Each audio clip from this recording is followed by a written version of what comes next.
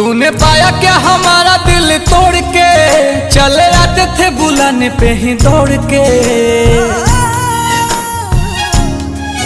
तूने पाया क्या हमारा दिल तोड़ के, चले आते थे बुलाने पे ही दौड़ के। चले आते थे बुलाने पे ही दौड़ के। फिर गए मुँह हमसे क्यों मोड़ के, गए मुँह हमसे क्यों मोड़ के।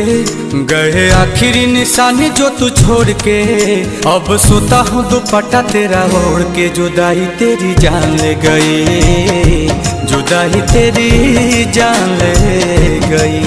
तुझे देखता हूँ साथ किसी और के, देखता हूँ साथ किसी और के। याद आती है पुराने उस दौर के।